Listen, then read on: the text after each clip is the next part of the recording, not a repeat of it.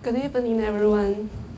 My name is Patina Soka, and now I'm the marine specialist of wilderness, Society of Wilderness in Taiwan. Society of Wilderness is the largest environmental group in Taiwan so far, with 11 chapters in Taiwan and 3 chapters overseas.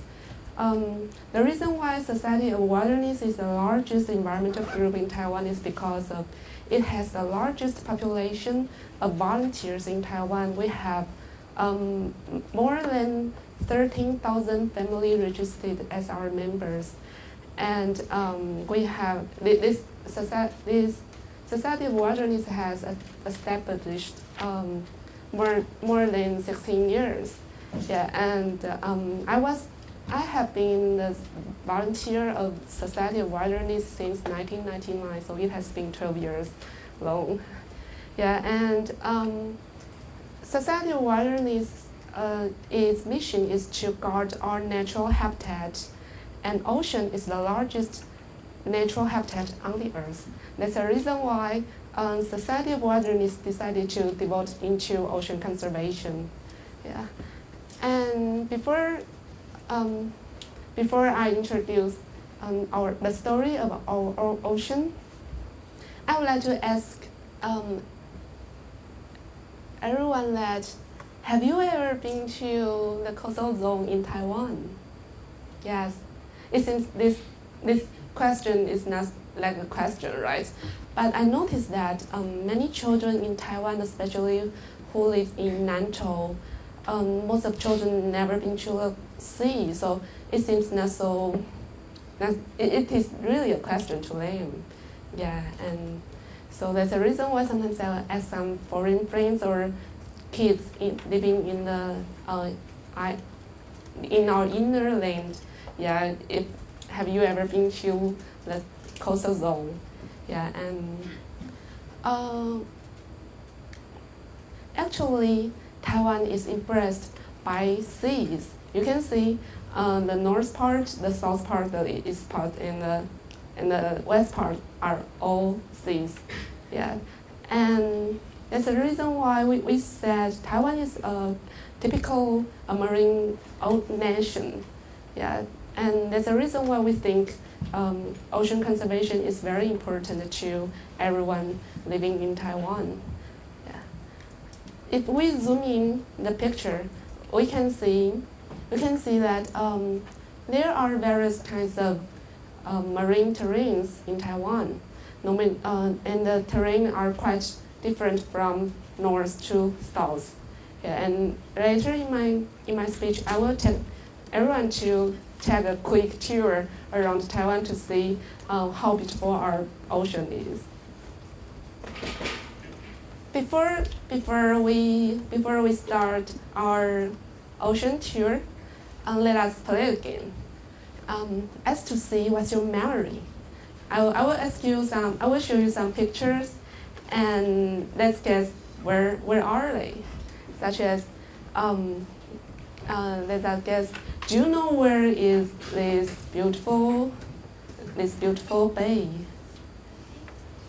No. You can guess if it is in Taiwan or in foreign country. It is quite famous in the world. If you sometimes read the tourist magazine, it is one of the most 10 famous ocean spot sites in the world. California? No. No, it is quite easy. It is in Hawaii. Oh. Yeah, it is in Hawaii. You can see this kind of plants, palm plants. Yeah, it is in Hawaii, and actually, yeah, Honolulu.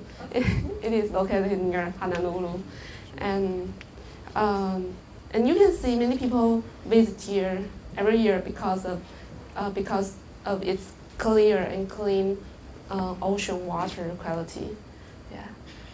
And next one is, let you guess where it is. No. It seems. Okay, here. Is it in Taiwan or in foreign country? Yeah, in Taiwan. And do you know where, in which county or city? Northeast. It's a little near. This is in Hualien.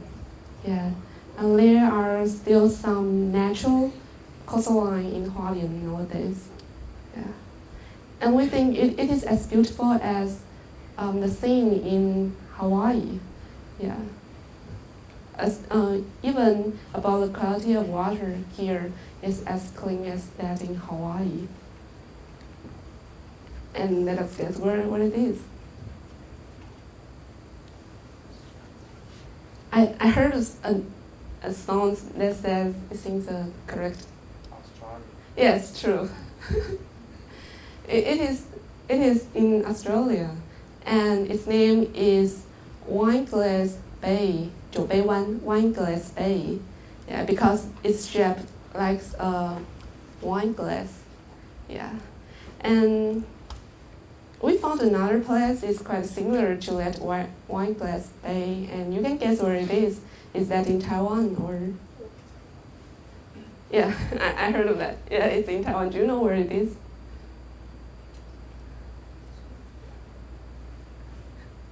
It also has a tiny bay, right? A tiny glass, wire glass, a little similar to the former one. This is located in Taitung, 八旗海岸, 八旗 coast. And do you know where it is? No, just upside down, not by down. Quite famous. Give you a hint. Cat 7, no, number 7. Yes, Kenting.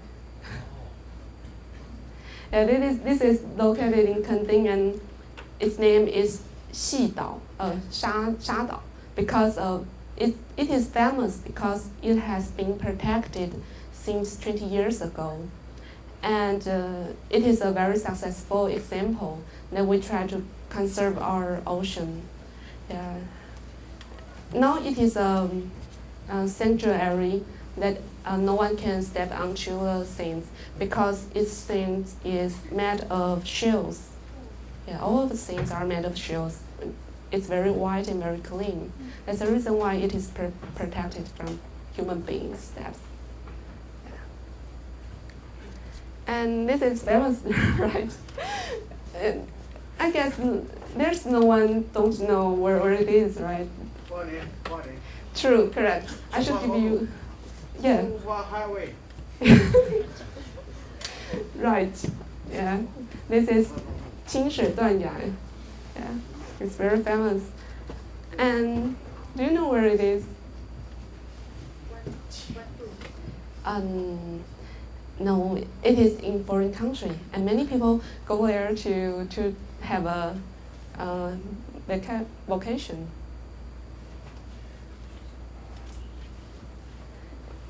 It is in Indonesia. Right, Bali. Bali. And this is the nightfall scene. And now I want to show you another nightfall scene.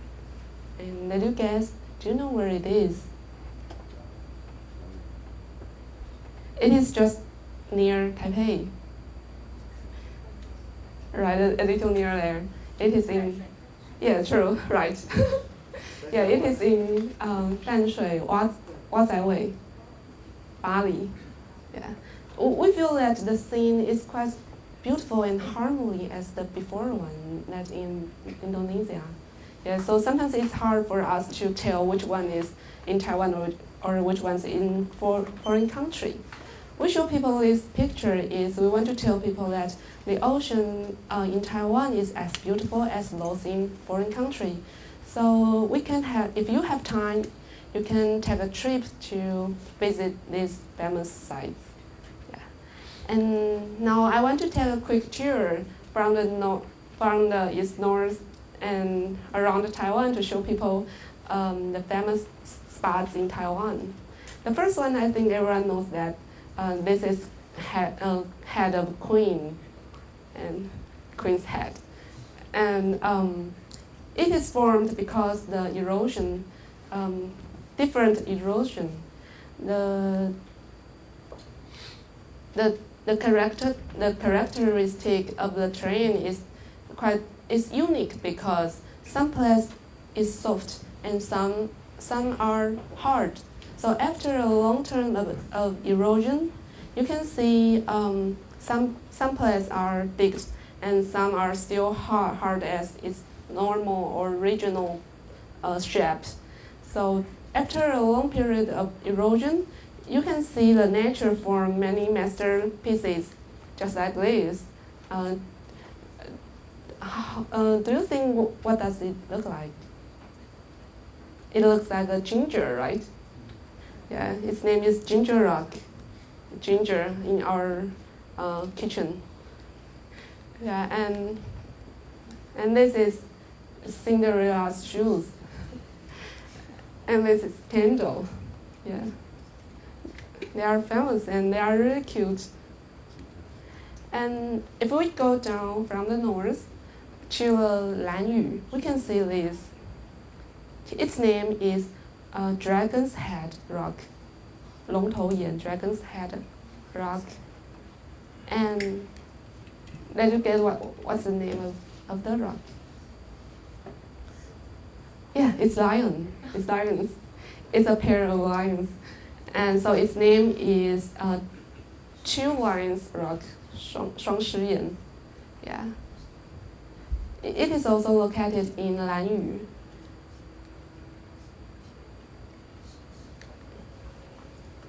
And let me see. Okay.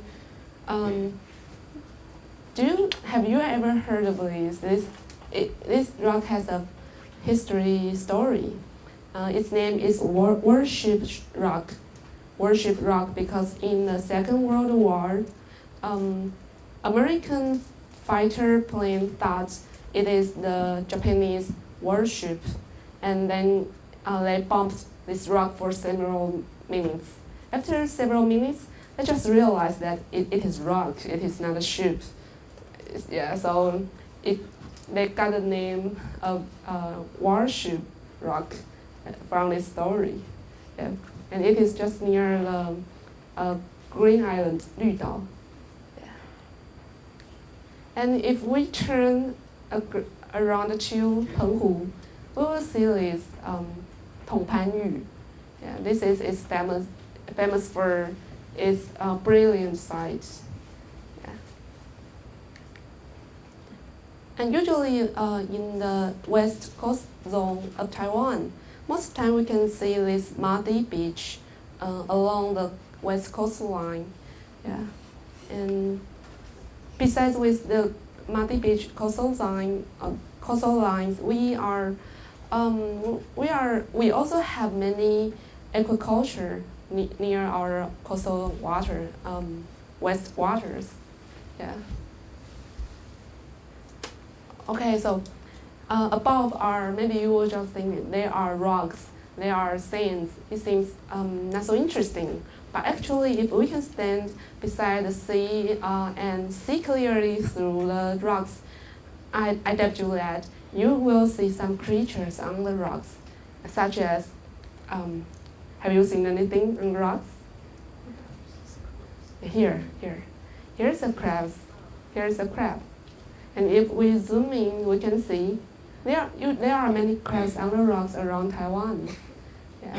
So actually, there are many lives living in our ocean, and except crabs, this is the other kind of species we often see. Yeah, true, Tenghu. Yeah, barnacle.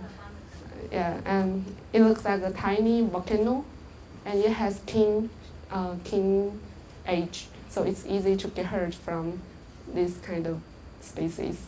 Yeah, but I know that fishermen doesn't like it because they often stick to a boat, and it's hard to get rid of them. Yeah, but it seems recently scientists are doing research to find out what kind of glue it secretes, so it can be so sticky. Yeah, maybe it will be helpful to human beings in the future, not like a troublesome thing. Yeah. And this is our this is located in South Taiwan. It is famous reef, coral reef area. And if we dive into the ocean now, I want to take you to dive into the ocean to see who are living in our oceans.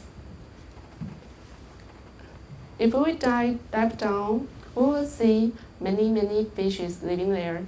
They are usually colorful, like this.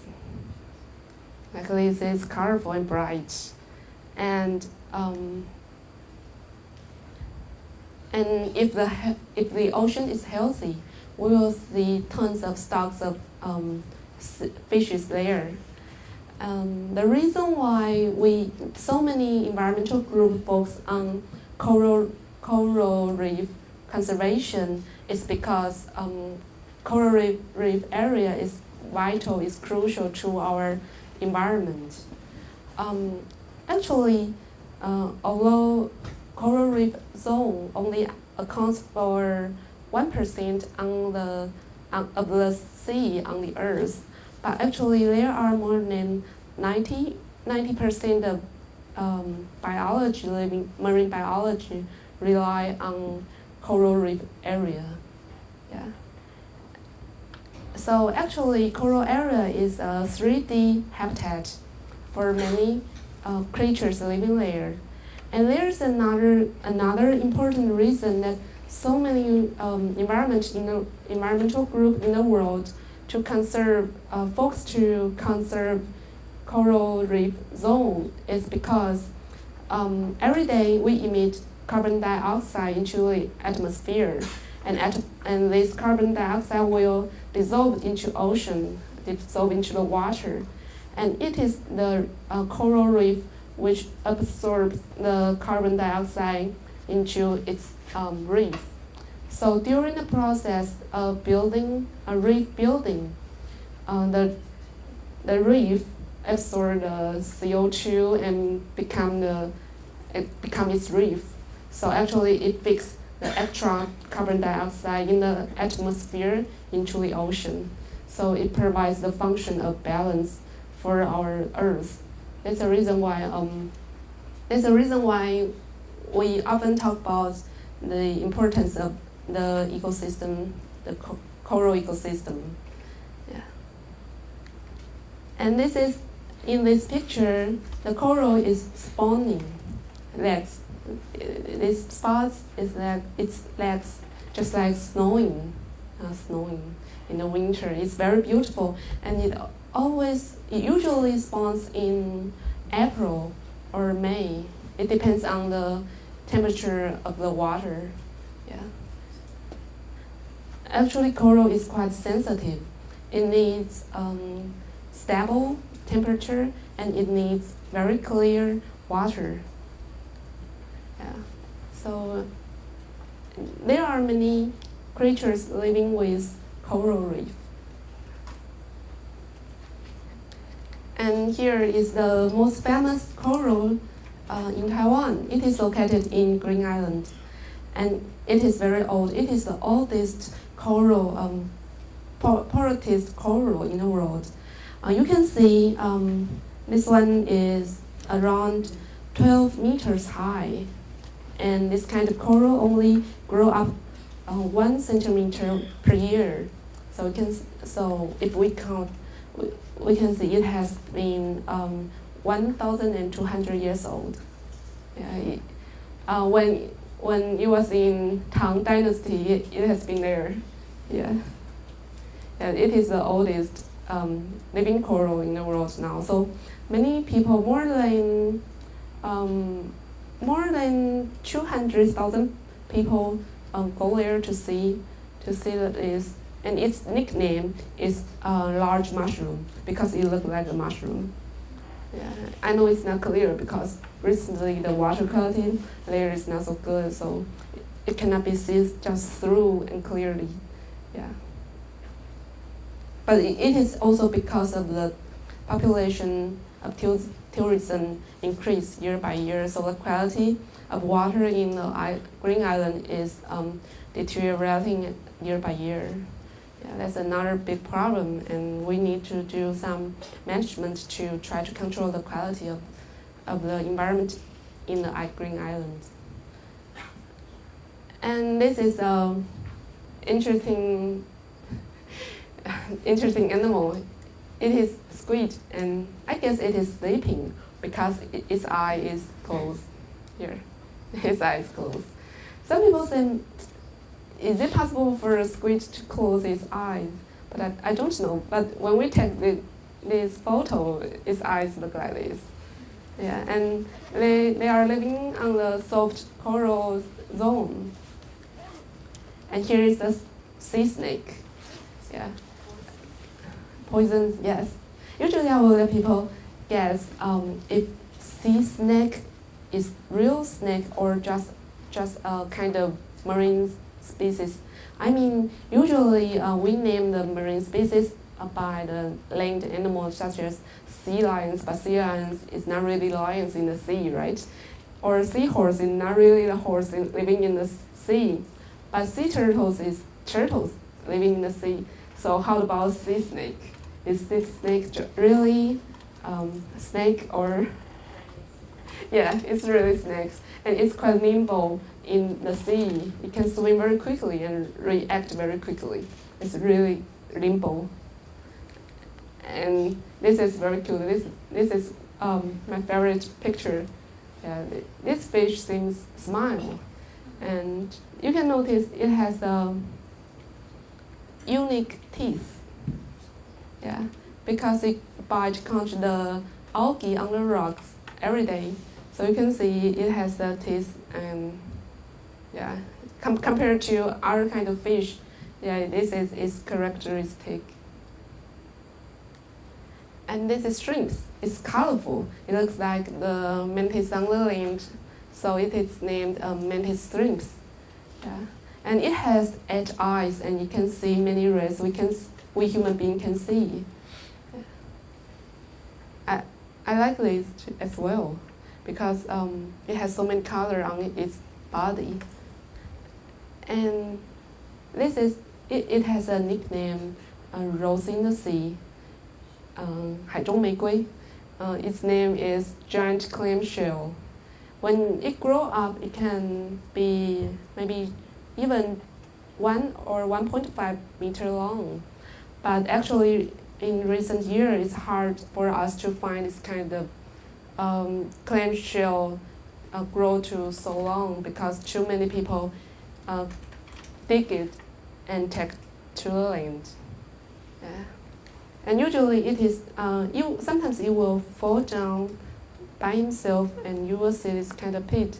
It is just because in the nature, it inserts itself on the rock. Yeah.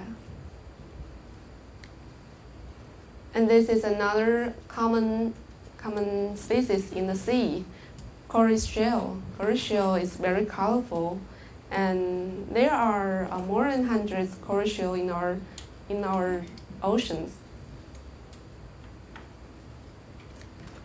Okay, and here is a famous star in our ocean.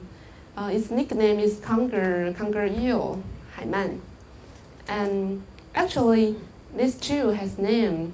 One of these is Ping Ping, the other one is An An, who are living in the 绿岛, Green Island waters.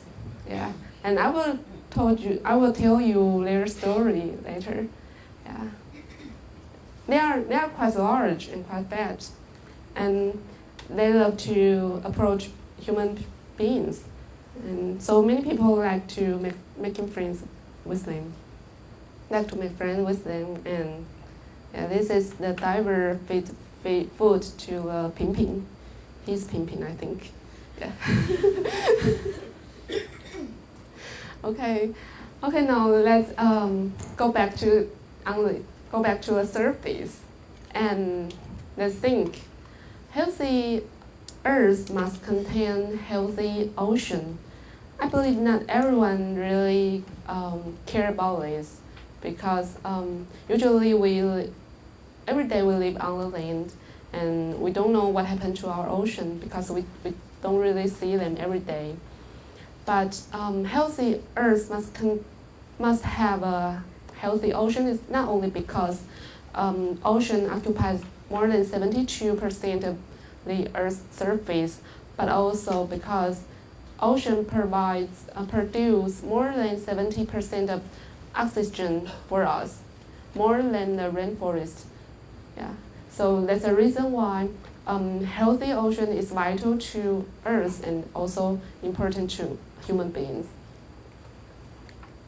There are two important elements to a healthy ocean.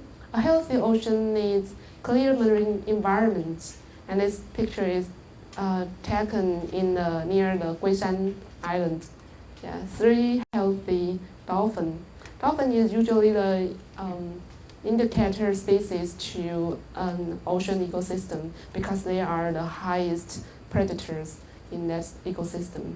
So just like if we go to visit a forest, and if we can find a population of eagles living there, then we can suppose that this is a healthy forest because the bottom of the species can support a whole triangle of this ecosystem because they have predators there. So in the ocean, it is the same. Dolphin and sharks are the indicator species to our Taiwan's ocean. Yeah. And that's the reason why so many groups are to focus to conserve dolphins or sharks recently. The other elements to healthy ocean is a fine ocean ecosystem, just like algae or shrimps, crabs, little fish, large fish, tuna, sharks. We need to have various kinds of species to form a healthy ecosystem. Yeah, but actually, this is not this way nowadays. Let us think, how long haven't you been to the beach? I guess quite long, right? Because in modern society, every day we just sit in front of the computer and typing and eating and consuming. And we just buy things from convenience store, but we don't know what kind of impact it cause to the ocean. Yeah. So in our memory, our ocean should be healthy and beautiful, just like and vivid, or it is some place that can provide you a very calm feeling. And do you know this?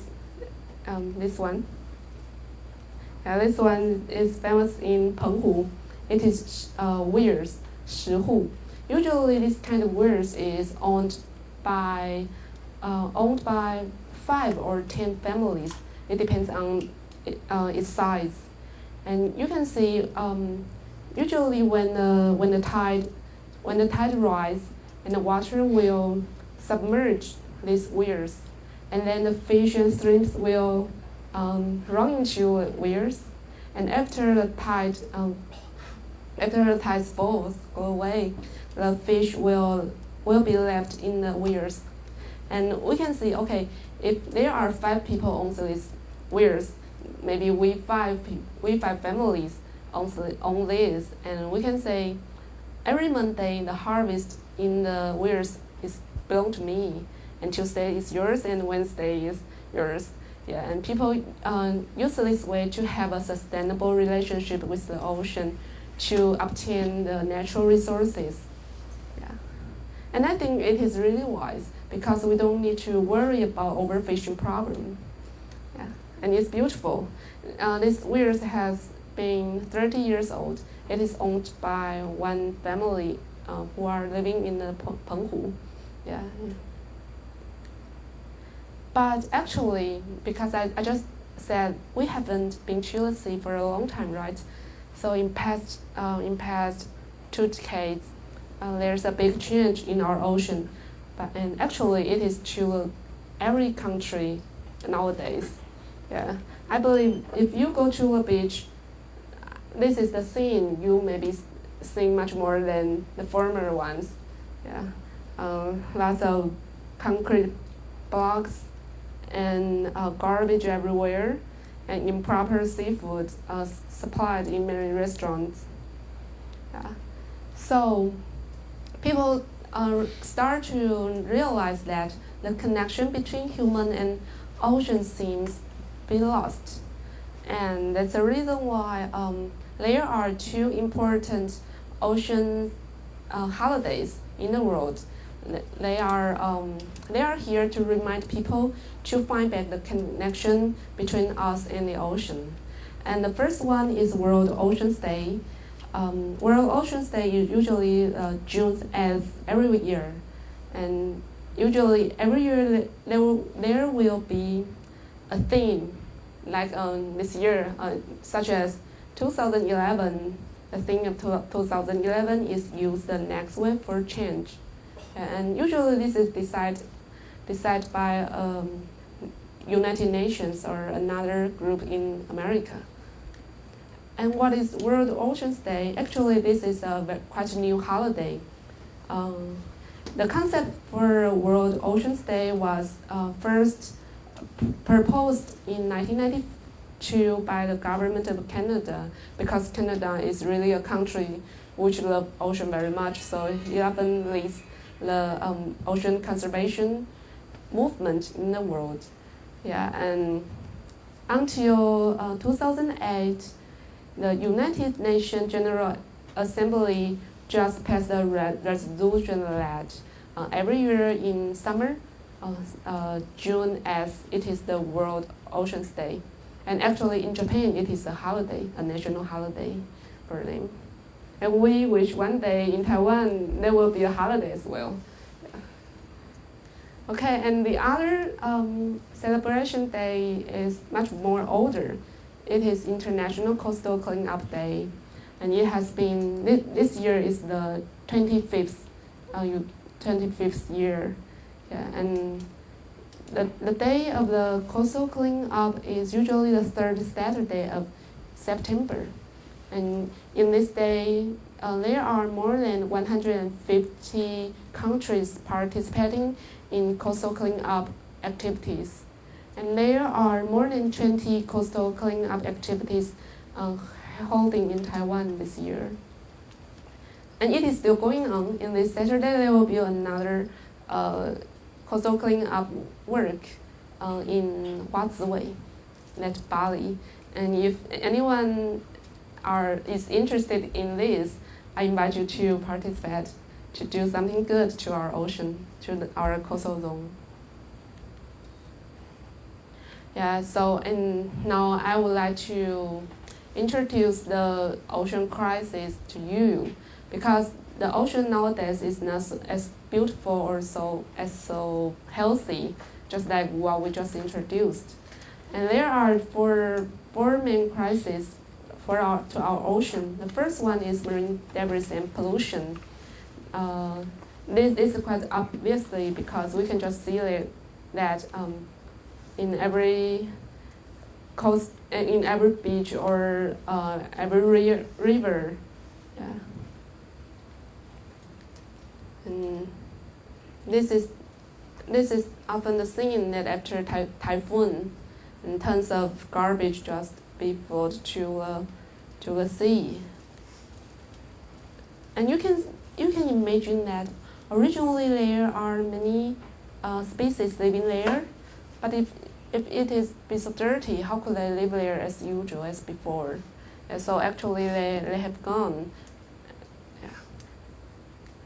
And not only those garbage are not only on the land, on the surface, actually down to the sea, we will see that so many garbage on the reef, coral reef. And I remember that one of my friends told me that the most incredible thing he saw in the sea is a conch on the reef.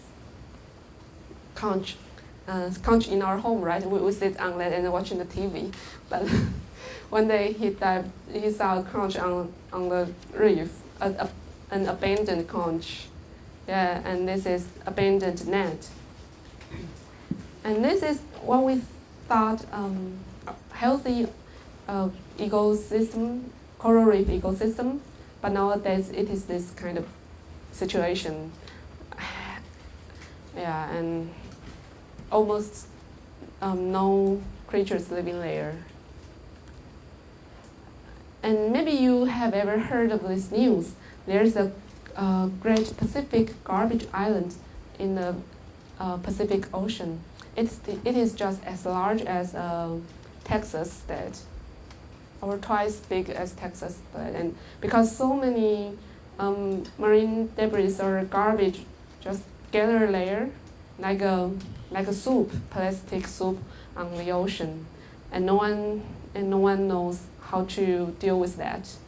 Yeah, but the reason why we care about ocean garbage is because it causes many deaths to species such as to these seabirds.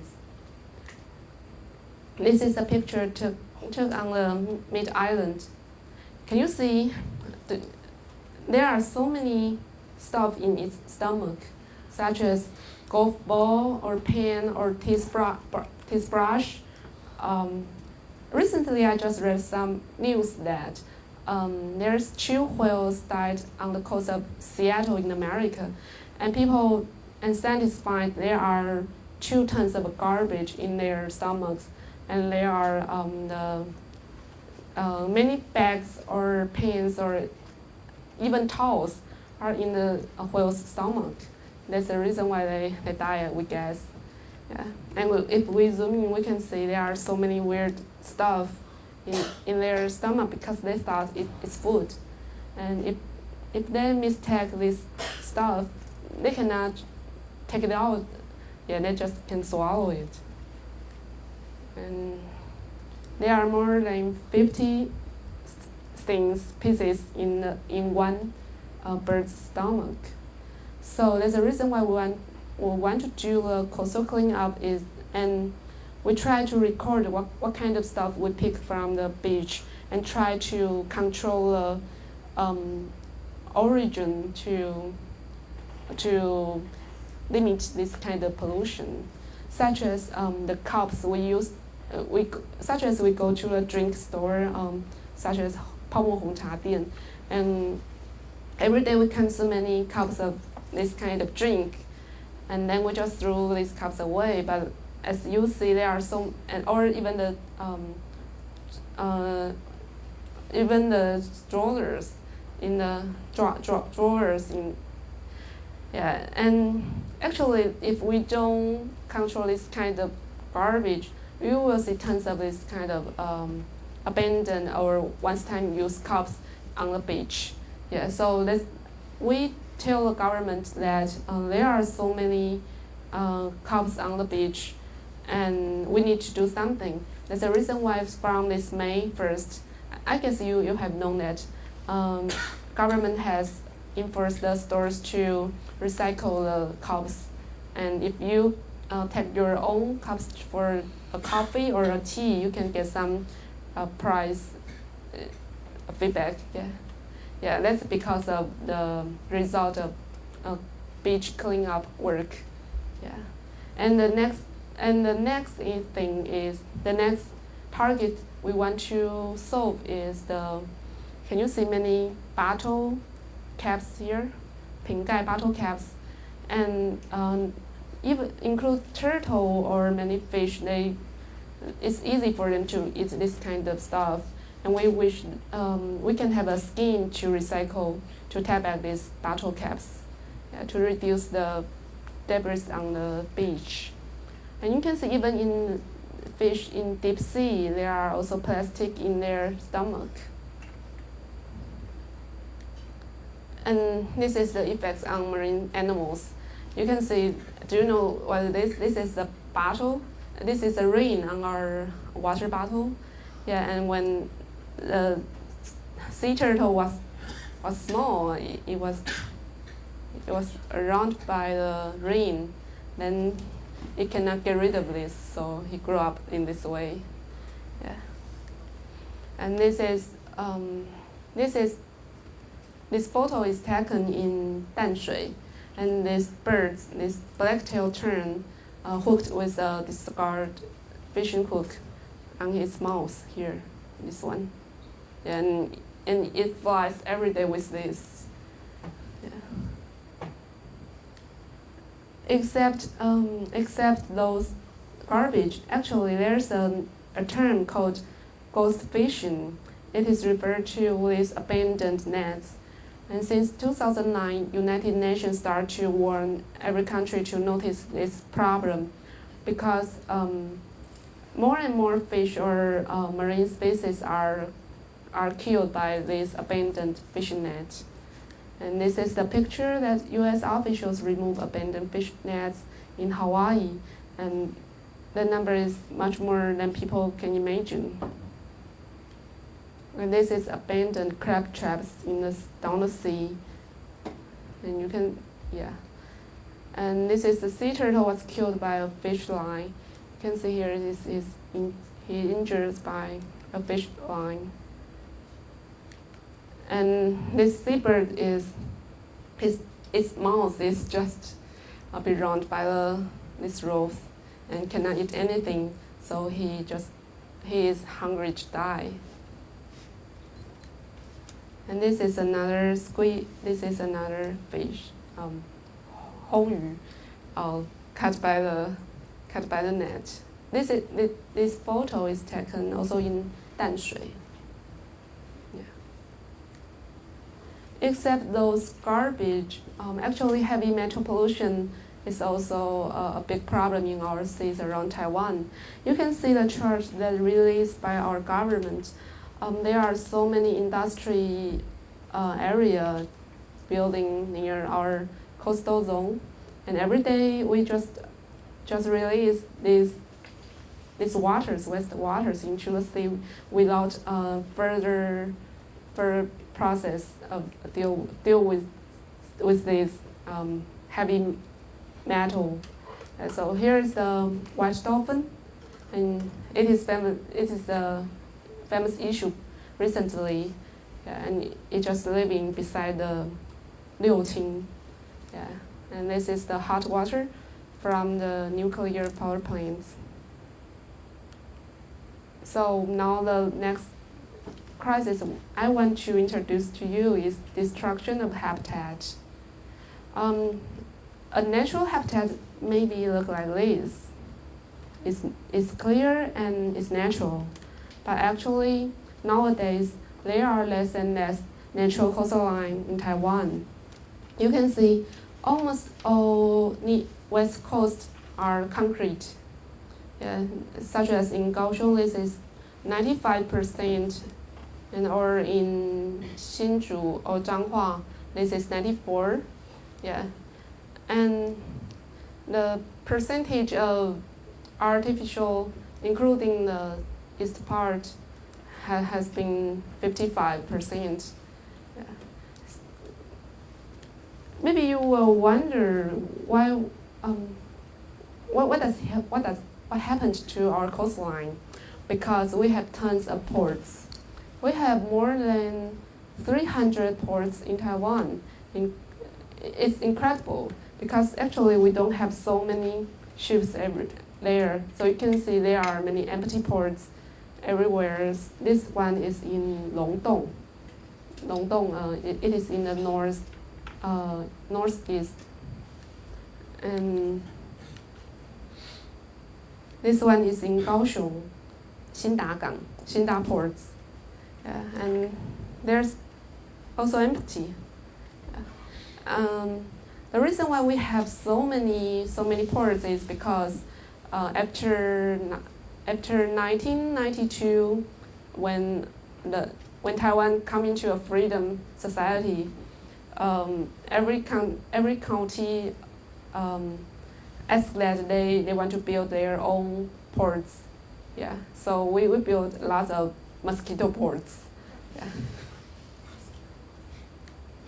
Yeah, and except that we still build some ports that are controversial. Do you know what it is? Where it is?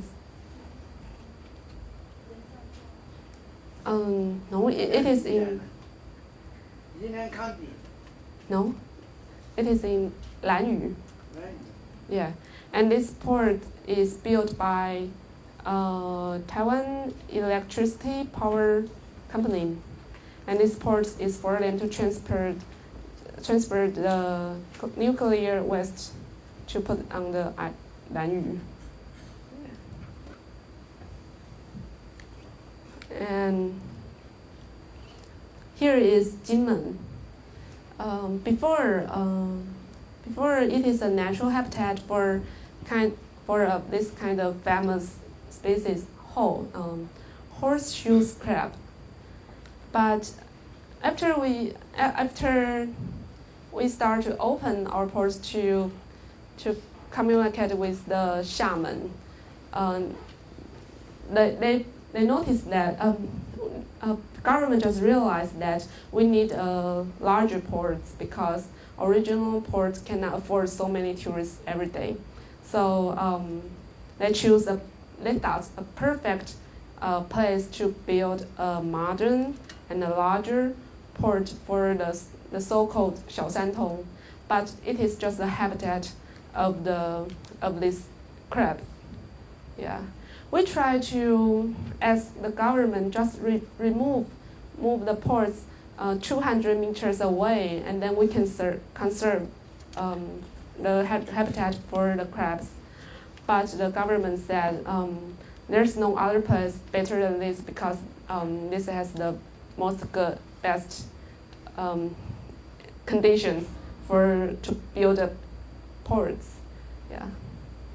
So if you go to a Jinmen now, you can see this new building and new ports now. Yeah, but you cannot see. It's difficult for you to see horseshoe crab nowadays.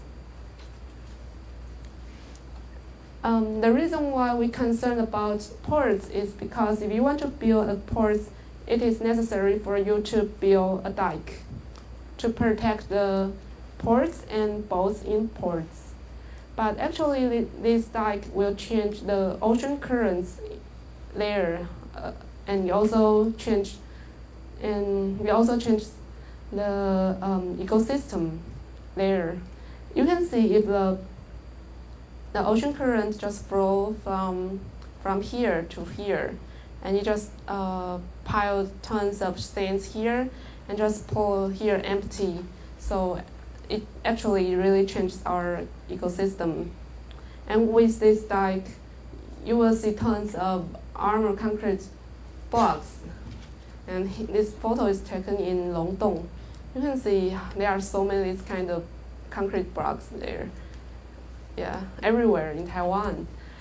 And actually, do you know which one do you like? This is before, this is after. Before, yeah, I believe everyone likes before better because this is much more natural and the temperature here is cool. And after we put in so many blocks here, many crabs or other species cannot just go down to the beach as before. They are blocked. Yeah. And actually, this is a very old-fashioned way to protect our coastal line.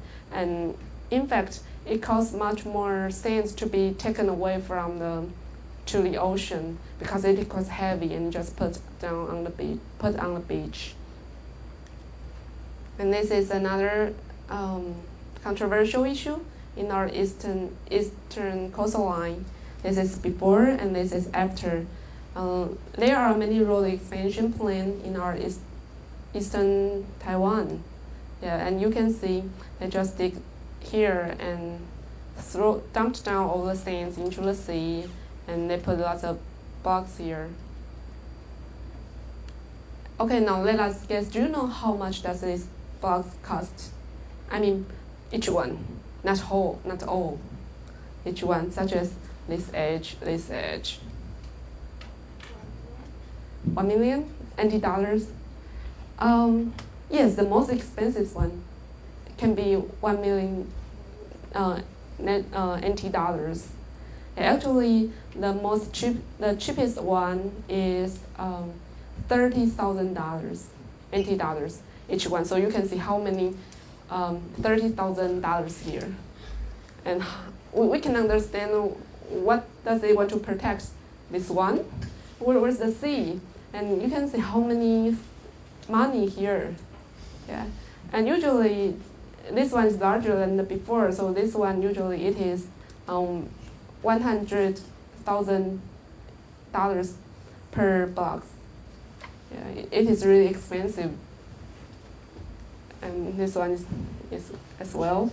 And you can see many wild animals just walking on this kind of block, and it is really extremely hot at noon. Yeah. And it also causes the ocean warming problem. And this is a picture that says we just let us like living in a fort. Yeah, we concrete our east coastline, and we put so many blocks to block us from the ocean. Yeah. This is only the first. This is the second crisis, destruction of habitat.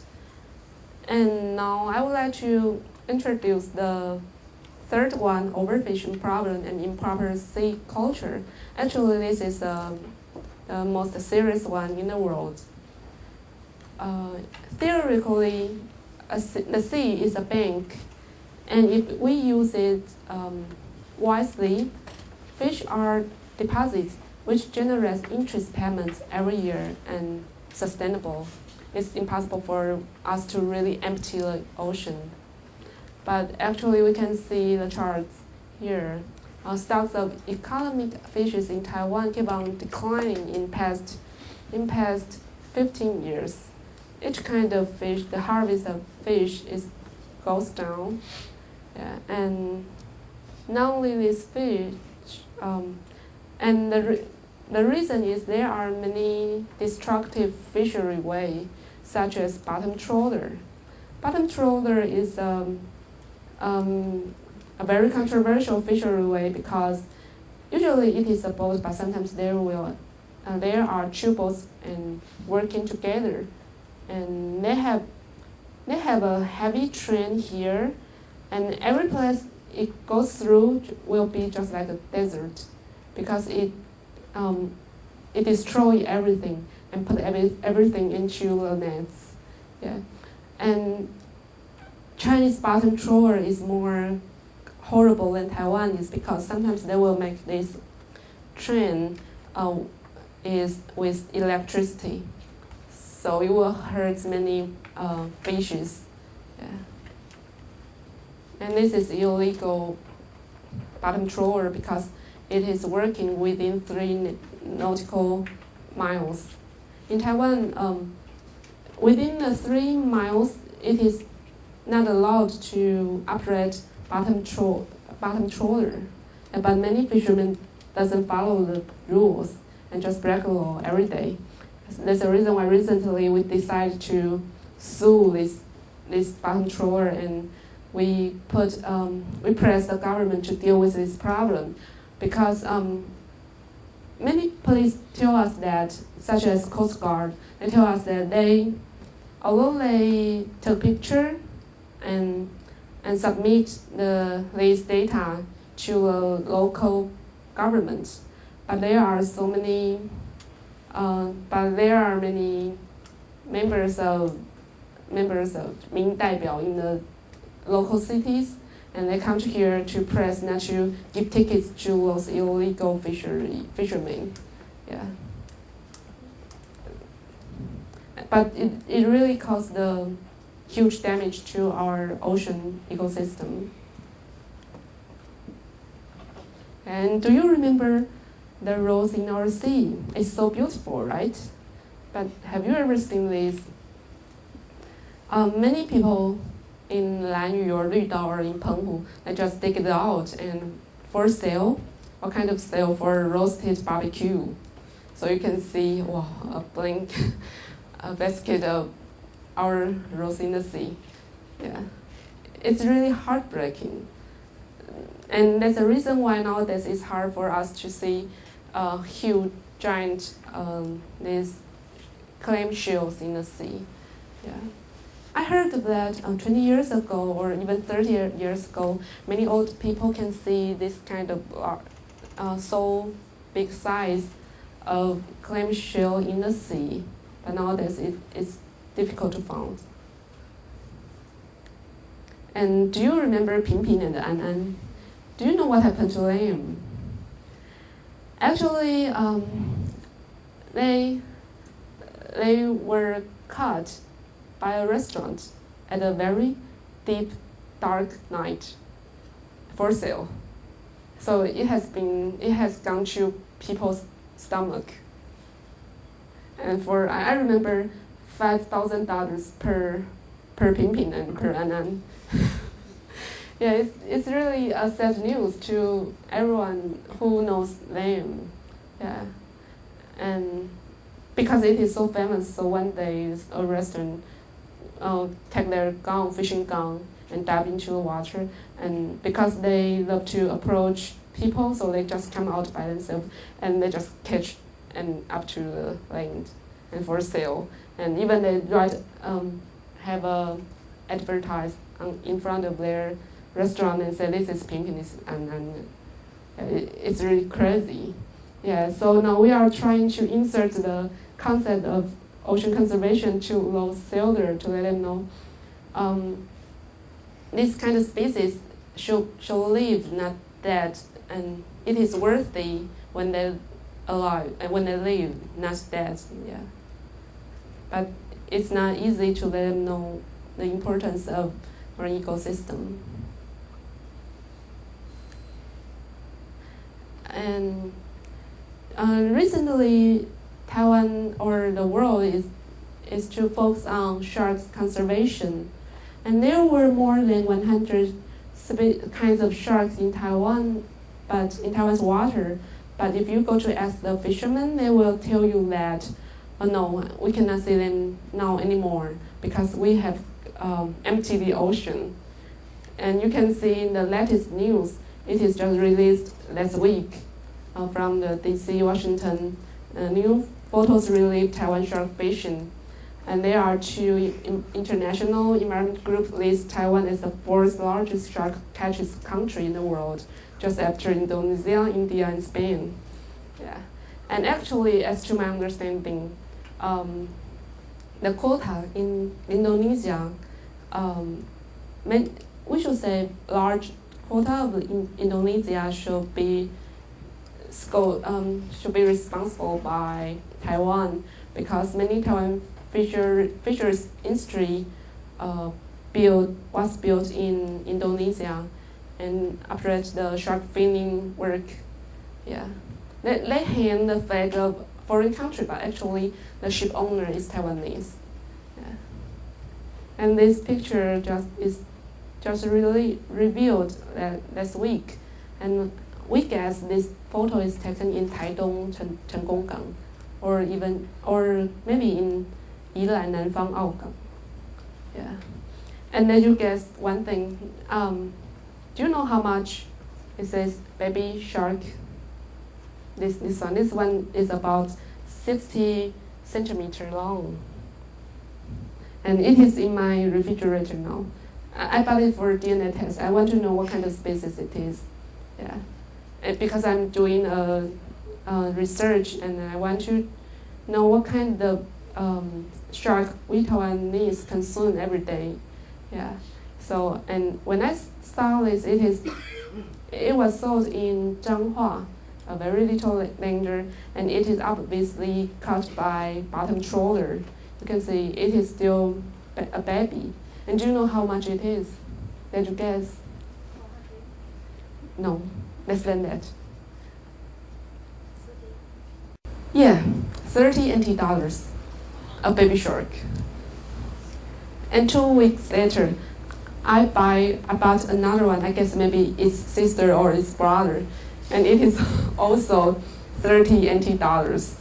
Yeah, so I often say the market price never reflects the cost our ecosystem pay for. Yeah. So maybe you will think, what can we do?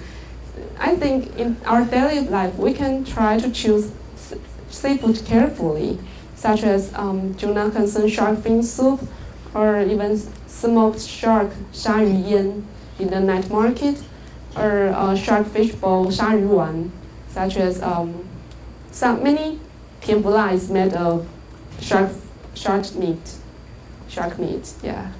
And we just want to let people know sharks need fins, just it's like its legs and arms.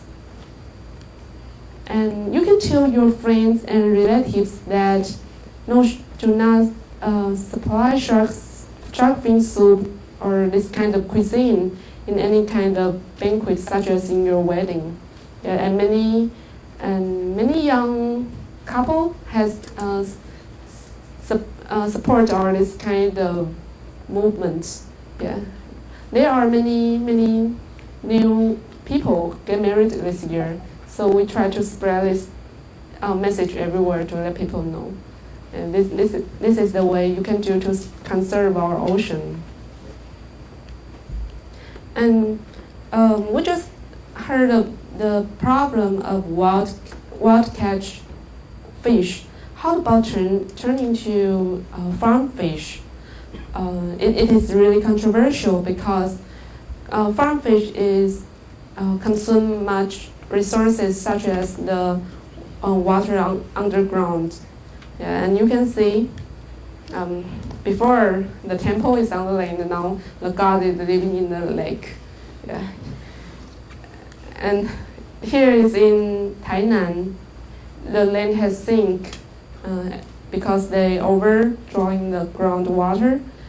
And after one typhoon in 2008, all the seawater come into here, and all the trees just die at a very soon time, a very short time, because the land has had too many salt in there.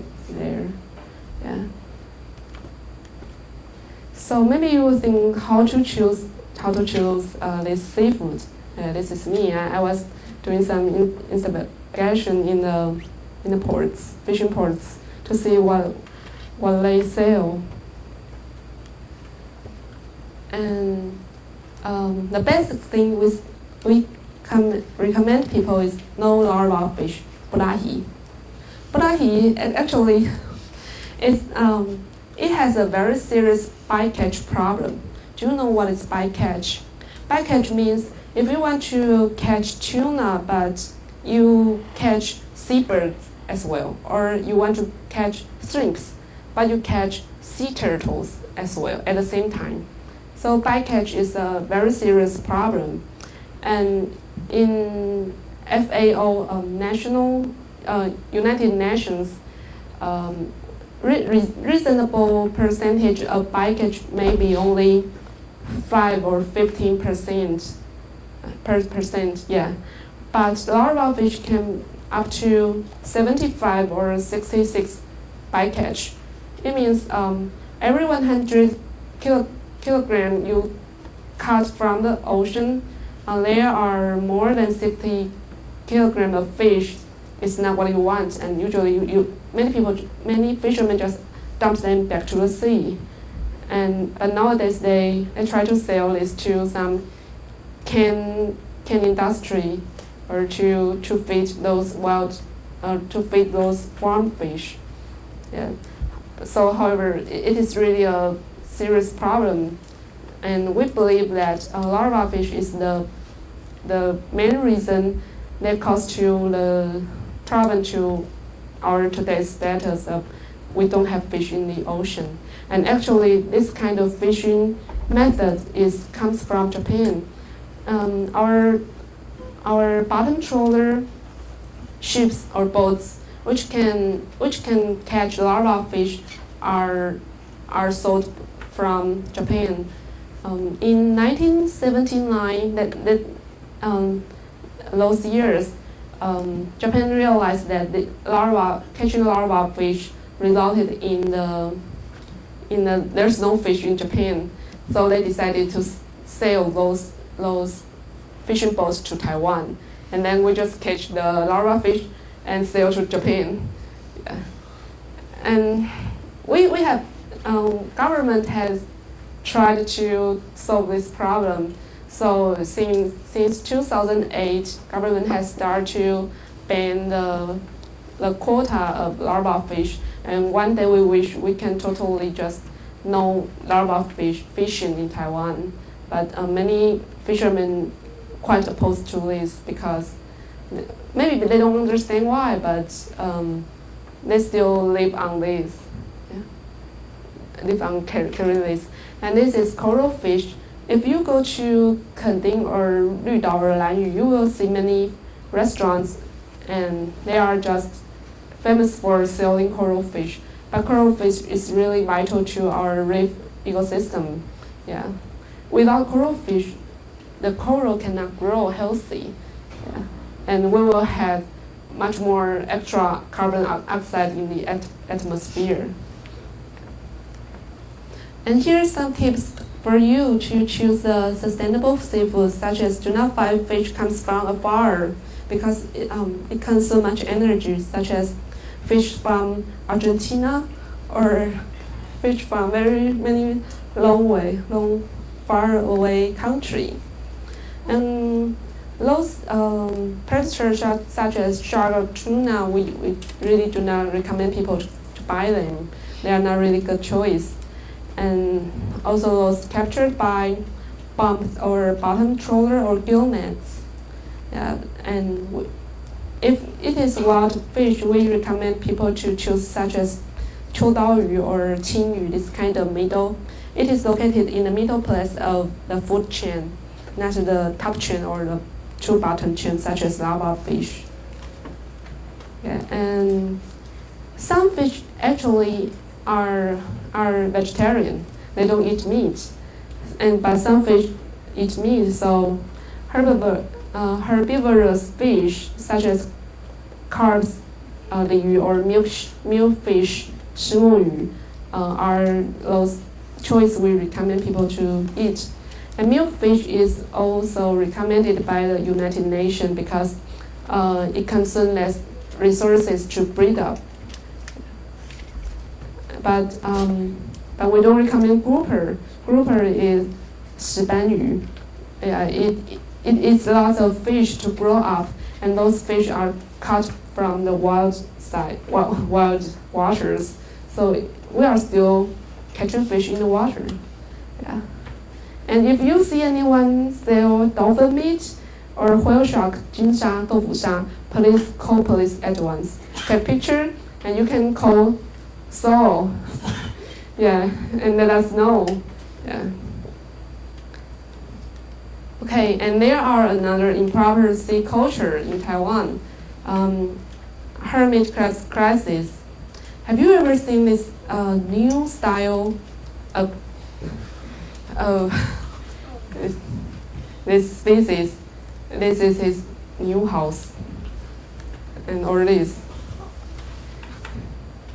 Do you know what happened to them, or this one? There are many this kind of thing on the road in southern Taiwan. Yeah, because we pick up too many shells from the beach to home. Every day each time when we go to beach, we will say we should pick up some shells, yeah, to memorize this trip. But actually you can see these crabs. This is a crisis for them because you can see this is their natural house, yeah. But their house doesn't increase or grow up with them, so usually they have to change their shell for many times in their life. Yeah. You can see it's really crazy. And you know it's really uncomfortable for them to live in this kind of caves because their tail is quite soft and it is not straight. And they need to rely on spiral shape of shell, not this kind of caves.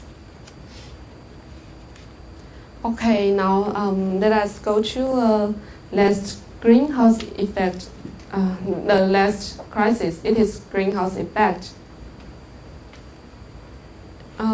This is global climate change. We have heard for a long time, but maybe you don't know global warming also resulted in ocean warming.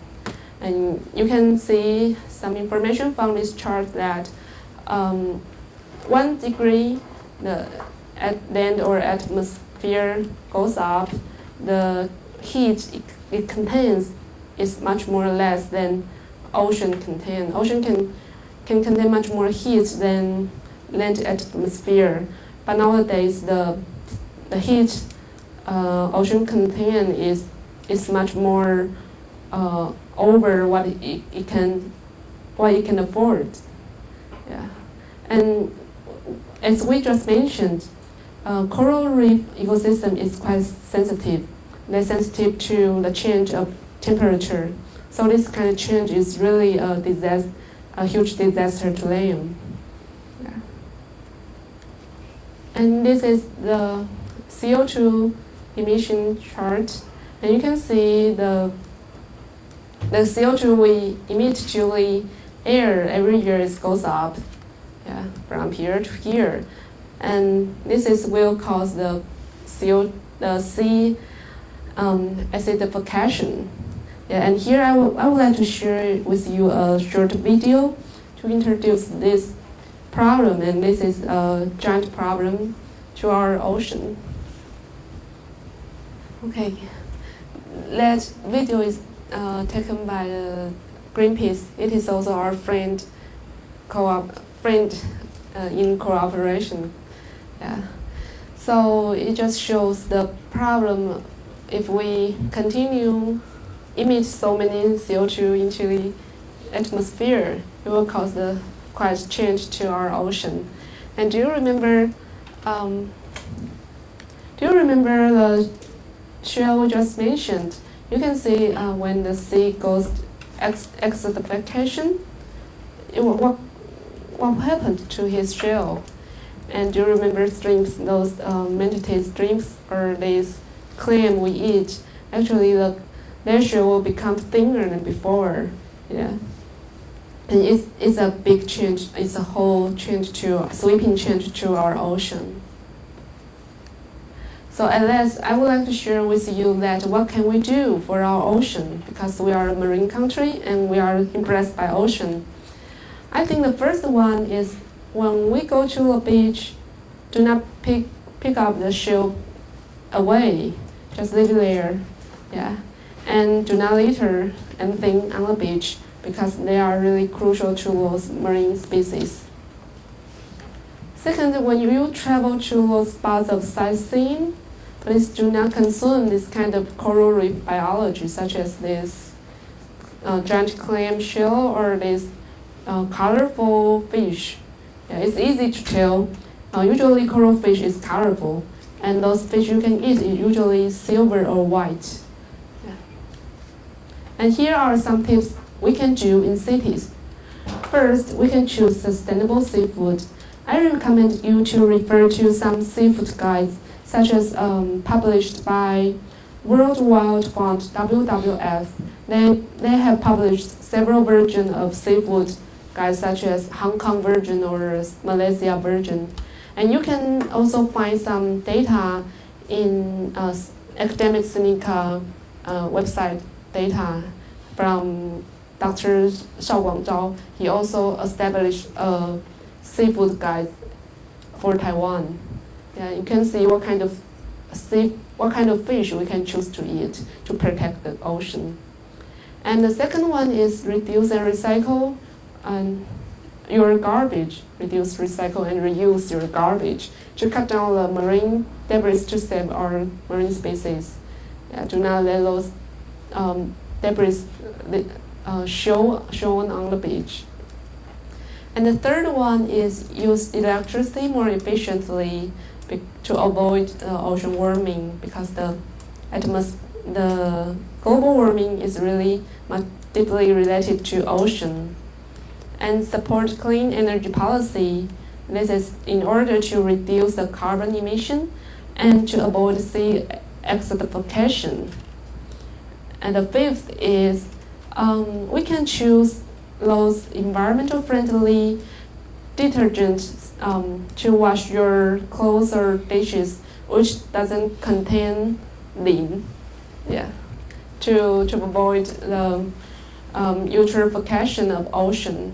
Yeah, because those chemicals goes into the sea will cause many problems.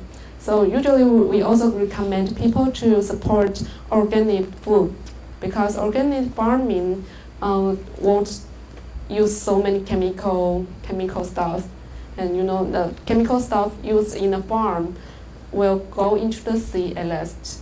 Yeah. And at last, support to conserve natural coastlines to let our descendants still be able to enjoy the thing we can see now. Those natural coastlines without concrete blocks. Yeah. So this is what we can do to save our ocean, to love our ocean. And I hope one day we can let our ocean beautiful and long live. Thank you. Is there any question?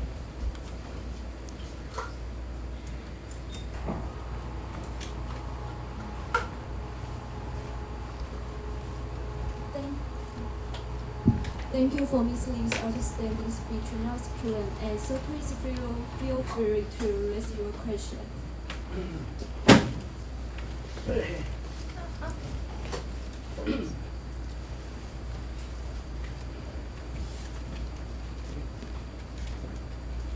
I have two questions for you. The first one is, as you mentioned in your speech, where is the Great Pacific Garbage Island? And then the second is overfishing and the pollution of this ocean. Some people say after maybe 30 years, we have no seafood to eat. Like tuna, 30 years ago, the fishermen go out after half day, the full load of tuna, but run out.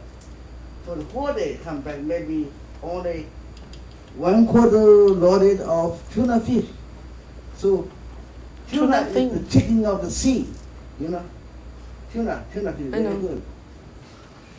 Oh. And also the whale, where the International Whaling Commission, the Japanese and the Norwegian, they catch the Whales. the whale. Yeah. The Japanese, especially the Japanese, the whale meat is a delicacy for their sashimi. I heard of that. What can we do about that? So after 30 years, we have no lobster. After 40 years, no tuna. So today, what do we get? Especially in the supermarket, we get the salmon. The salmon fish is not wild, it's farmed. Yeah. But the farm is a very small area and very cost a lot of money. So what is in your idea, what we can save the sustainable supply of seafood? Okay, thank you. Okay, thank you. Thanks for your questions. The first question is, where is the giant garbage island? It is just located in the middle of the Pacific Ocean. Yeah, middle of the Pacific Ocean, not a special. The middle way. Not middle way. Yeah, near middle way, but actually it is just in the middle place of Pacific Ocean because of ocean current. Island? There's a big island, and Which island? yeah, and I know recently Greenpeace just drive their boat to take a look at to see how large it is and if it is moved to other place. And I don't have the latest news from them. Yeah, if you are interested in that, I will. If I got the news from them, I can share with you. Yeah. And the second question is about the seafood problem.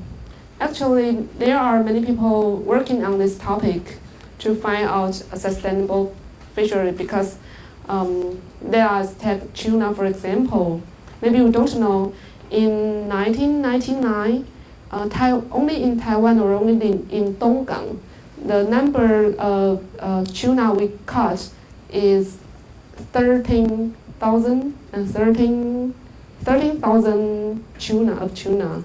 But in this year, there's only 675 tuna was caught in this year. So you can see from the 13,000 down to the 600 tuna. So it is really a big warning to us. And except tuna, shark or other kind of fish, it is really they are less and less.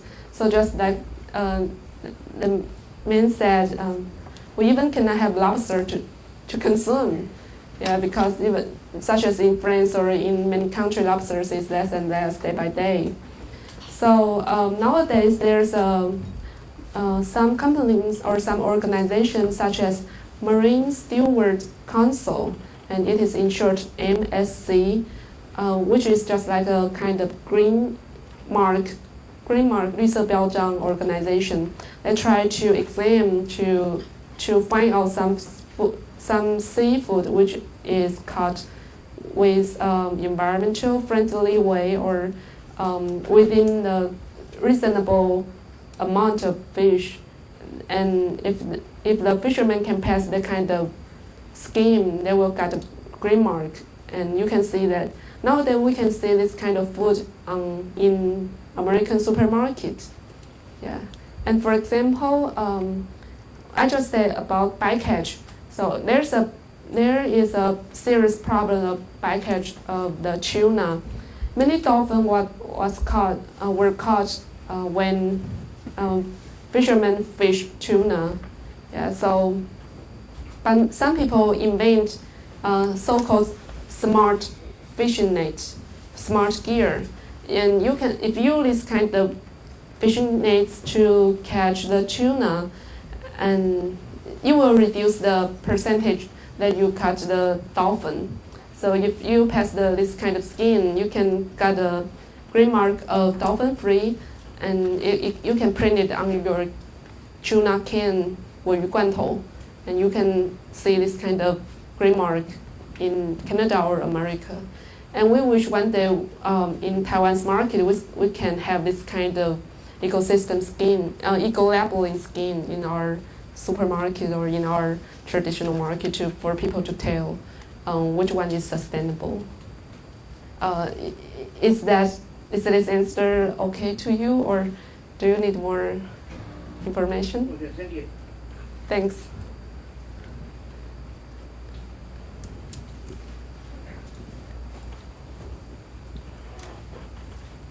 I have two questions. Please. The first one is, I want to know, besides the speech, what's your association usually do to promote the environmental protection to our people? Except what? Except speech. This speech, such Oh. like this speech. Okay. The second one is, do you see a movie called The Cove? 血色海湾. Yeah, it is the movie we promote to the public in our festival, Ocean Festival.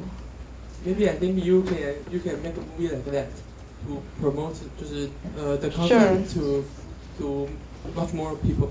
Okay, I will.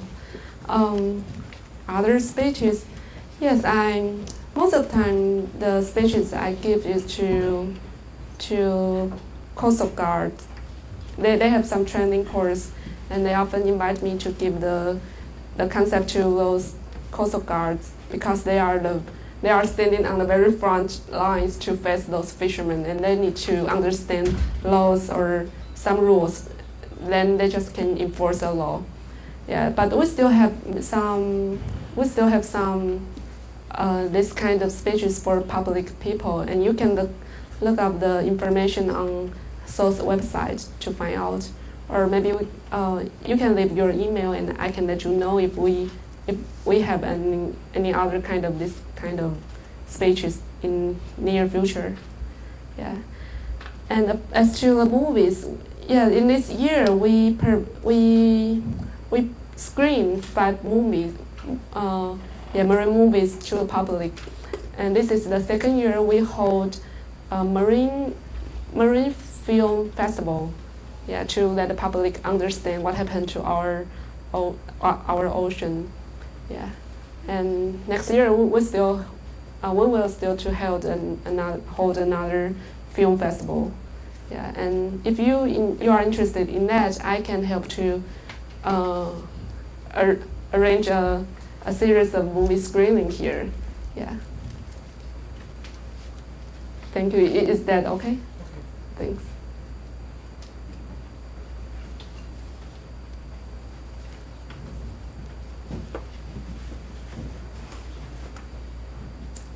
I think it's really heartbreaking to see that we got concreted all around the coastal line.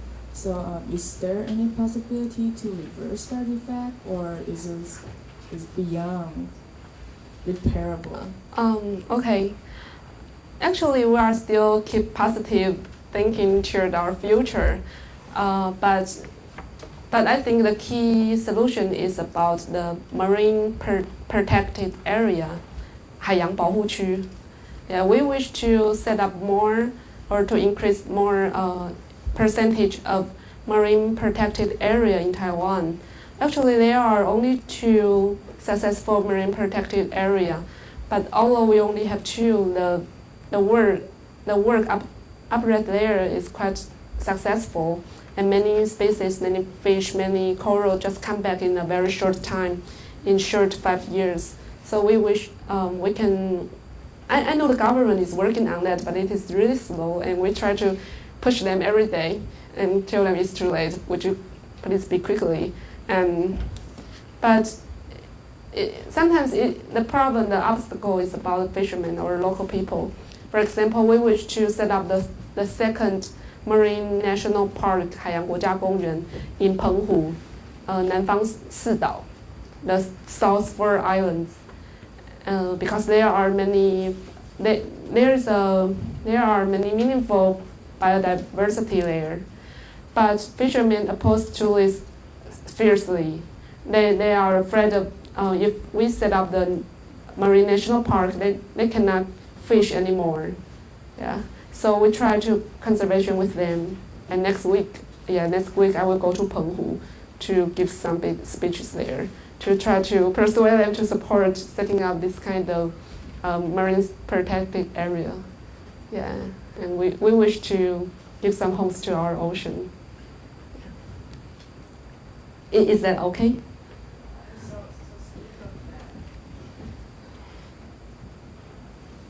I really appreciate the deed that you're doing, but like the problem you mentioned before, right? The fishermen, they're worried that if you build a sanctuary, then they lost their fishing ground. So for actions like this, really needs full support from the government. So I'm wondering, your association, do you have anything going with the Congress or to get the full support from the government, or to push some new regulations such as? Yeah. I just called fishery agency yesterday and communicated on this problem. So for example, today we have a crazy policy that we subsidize the oil cost for fishermen, 渔业用油补助. And we think it's crazy. You should not give them money.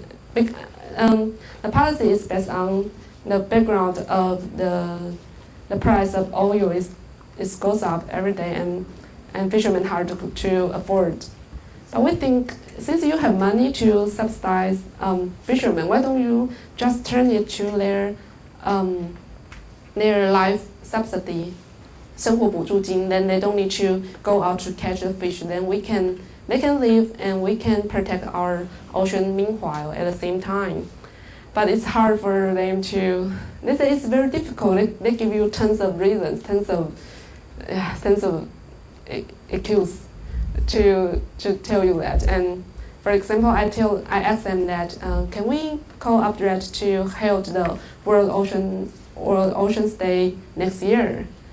And the man told me that very secretly, let me tell you, my officer doesn't like it. My officer doesn't like you. This kind of environmental group always tell people, do not eat this, do not eat that.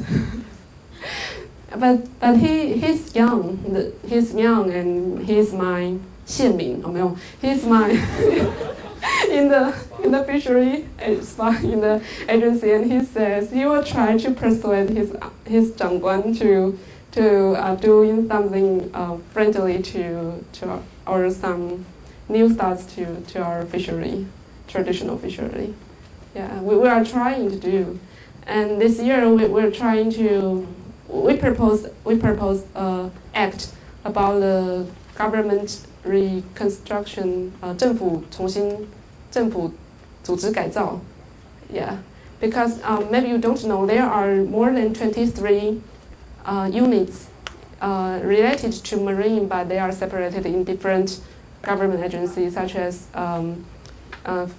boats is related to 交通部, and fishing is to the fishery agency, and they are coastal guards, and they are very prominent. Usually, and pollution is another is belong to EPA, Environmental Protective Agency, 环保署. So and do you know, if you want to protect dolphin, do you know whom I should go to communicate with? No,农委会, but which part? No. Forestry. Yes, Forest Bureau. I have to go to Forest Bureau to tell them to talk about. I want to conserve the Sosa by Haitun. It's really ridiculous. But it's really funny when I walk into the office of the head of that Forest Bureau. I see so many dolphin and whales picture on his wall, but it is located in Forest Bureau because about the endangered species list, 濒临绝种动物名单 is decided by the Forest Bureau. Yeah. So we try to. So in this time, in this 政府组织改造, we try to gather all these units into one department. And actually, this is what our President Ma promised before, to have a 海洋部 Marine Affairs Department. Yeah, but it didn't. But now it is just a 海洋委员会 Marine Affairs Committee, and committee doesn't have power to enforce its policy or something. Yeah, so we have pushed back the act proposed by the 行政院. Yeah, that in June, 对，在一读把它挡下来了. And then so in this 会期, in this 立法院会期, we are trying to stop that again, because if we can stop it in this 会期, in this term, then all the acts will be returned to the 行政院, then everything can be revised again. Yeah. So we try to do some. Oh, and by the way, recently, now it is the season for budget exam, 审预算. Yeah. And I know Greenpeace and us we are planning to freeze the budget of fishery agency if they do not want to do anything to protect our ocean ecosystem. But it is not a turn of fishery agency. This week it is about the EPA 环保署. This week it is 环保 budget. Yeah, war. Okay. Is that? Thank you. Hi. My question is going to be somewhat of a extension from that lady over there. I understand that SOW is, I guess, a conservation body, and your goal is to basically minimize those fishing practices that are, I guess, high in bycatch and, I guess, destruction, and like trawling and bombing. And I understand that for some local fishermen, they may rely on these kind of methods for their income, and for them this might be, I guess, a way of life. And sometimes, some people might think that it might be unfair to tell them to stop right away. So, can the SOW and the Taiwanese government provide some alternative fishing methods or alternative target species for them to go on instead of just stopping altogether? Okay, thanks for your question. That is just what we are brainstorming now. Yeah. For example, we have stopped the 国光石化layer, but what can we do to help those local fishermen? Yeah. And in past 10 years, government or so is working to help them to turn to do tourist fishing methods, 体验渔法, 体验渔业观光. Some fishermen can learn that quickly, but I know many old fishermen cannot suddenly become a guide, 导游, just overnight. It's difficult for them. We try to help them to develop their local culture and help them to develop some resources for public to visit them and to reform the culture of our fishery, I think, in the method. Try to help them to reform or to get an advanced fishing way. For example, I know in Taitung, government have helped one group of fishermen to change from using nets to using fishing 钓竿.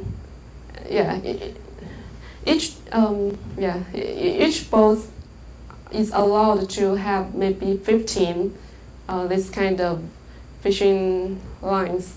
Yeah, and they work quite well. They notice that the resources of fish is increased and come back very quickly in last 2 years. Yeah, and the money they make is much more than before. And now they start to understand that they have to control themselves, not overfishing. Then they will make money much more in the future. Yes. So in Taitung or in Pingtung, there are several successful examples that they managed by themselves and they control by themselves and they change the way, the tools they use. Yeah. But it is still a long way to go. Yeah. Is that okay? Thank you. Thanks. Wonder, you mentioned something about the farm fishing that would typically be underground water, and how do you assess farm fishing? Is a good way? Is a good alternative to ocean fishing, or it's not a good alternative at all? Okay, thanks for your question. I think the key point is the feeding method.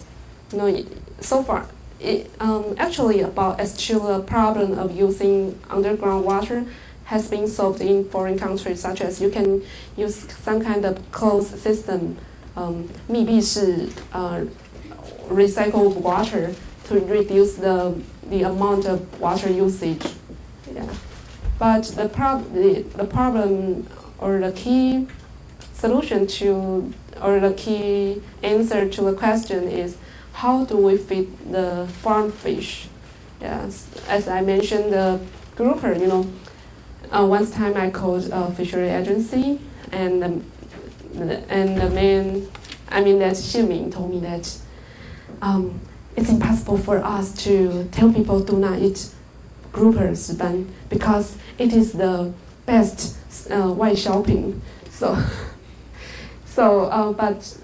But I think, or we think, there's still some solution that we can change the feed stuff, such as recently I just consult one professor who is doing the research about the feed, how to feed groupers, and he says now Taiwan has developed you can make grouper to eat vegetarian, to become vegetarian. They use some corpse to make the feed, and then it tastes like meat. Then you can feed the grouper. Then we can reduce the usage of wild fish.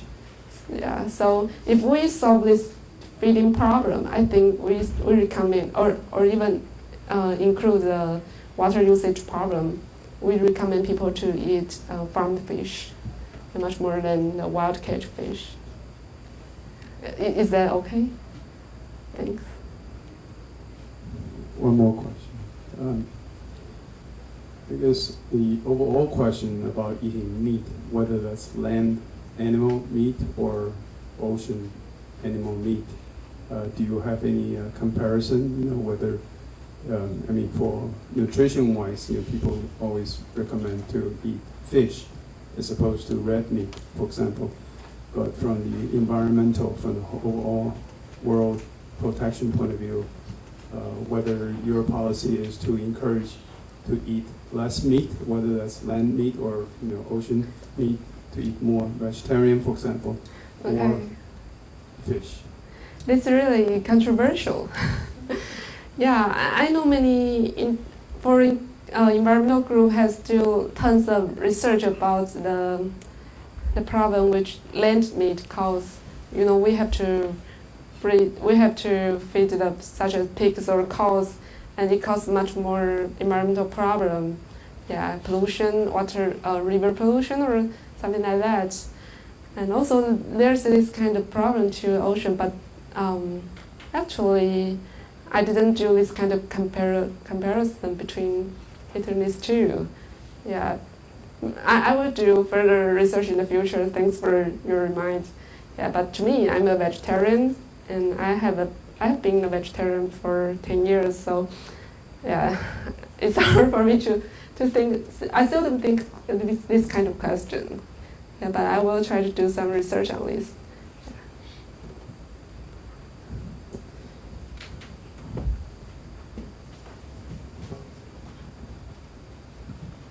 I really want to ask about what you mentioned that you just buy a baby shark that is just $30 NT, and why do the fishermen think it's so cheap? Because if we don't consume this shark and we just hope that the market system will stop the fishermen to fish this fish, to catch this fish, but it is just so cheap that they will just catch no matter what we didn't buy it or not. So why do they think that it is just very cheap, or how do they think about these precious species in the marine? Thank you. Okay, it is truly an interesting spot, an interesting point. Not only to that shark, but also to a shark fin soup. Because of our pressure, since next year, all the fishing boats must catch whole shark back to land. They cannot just cut down the fin and throw the body into the ocean. There are many crucial fishing, shark finning activities happening on the seas. And because of our pressure, so and many other environmental groups.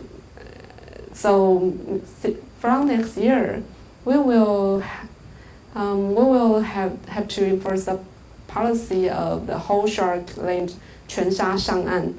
But the fishermen, what is the fishermen's reaction? they opposed to this policy fiercely because they said, if we catch whole fish back to land, then will increase their cost. Yeah, and we just tell them, you just increase that, you just add up that cost to the price of shark fin soup to let the market decide. Yeah, but they dare not to do that because they thought if they increase or they rise up the price, no one will buy fish. But we don't believe that, and we try to persuade them to raise up the price of fish.